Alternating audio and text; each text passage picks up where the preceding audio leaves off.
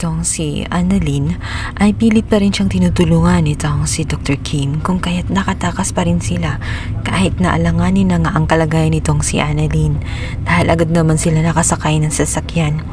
Nakalayo sila ng konti mula kay na Doc Carlos. May mga tao na nakita sila at agad naman ay hindi nag-atubili ang mga taong ito na tulungan sila. Agad pinapasok ang mga ito sa loob ng bahay nang sa ganon ay magamot nga ang sugat nitong si Annalyn. At dahil nga sa marami na nga ang dugo na naalis sa katawan nitong si Annalyn, kailangan na nga siyang magkaroon ng emergency upang sa ganun ay matanggal na nga ang bala na nasa kanyang katawan, dahil kung hindi siya gagalaw o kung walang gagawin nitong si Dr. Kim, kahit hindi naman niya linya ang pag-oopera ay ginawa nga niya. Ayon sa kanya ay nakapag-opera naman siya 5 years ago.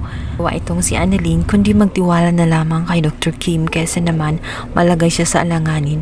Malayo pa ang bayan kung saan doon nga ang hospital, kung kaya't napipilitan na nga siya na hayaan na nga si Dr. Kim na mag-opera sa kanya.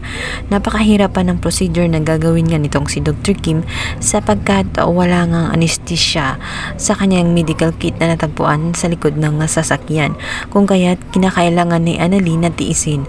Wala siyang option kundi gawin at hayaan nga ang hanggang sa nang maayos nitong si Dr. Kim. Sa buong akala nga ni Annalyn ay katapusan na talaga niya sapagkat na delikado nga ang kanyang lagay, sapagkat ito nga si Dr. Kim ay hindi naman sanay sa ganong operasyon.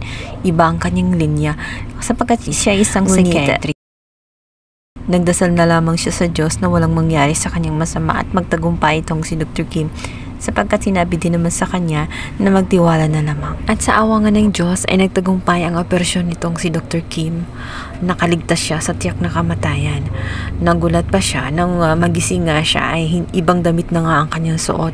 Ngunit sinabi nga nitong si Dr. Kim na hindi siya ang nagpalit sa kanya at wala siyang nakita. Kaligtas man itong si Annalyn sa tiyak na kamatayan ay hindi pa pala doon nagtatapos ang lahat, sapagkat ito nga si Doc Carlos at itong kanyang tauhan ay hindi tumitigil hanggat hindi nakita nga itong si Annalyn.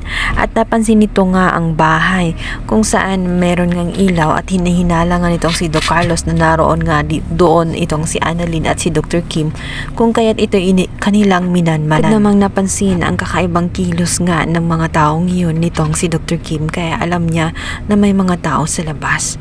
Delikado na naman ang kanilang lagay sapagkat natunto na naman sila ng demonyong ito nga si Doc Carlos, kung saan hindi matigil-tigil at hindi matahimik ang kaluluwa. Ang malaking tanong, makakaligtas pa nga kaya si Annalyn at si Dr. Kim mula sa mga kamay nitong si Doc Carlos?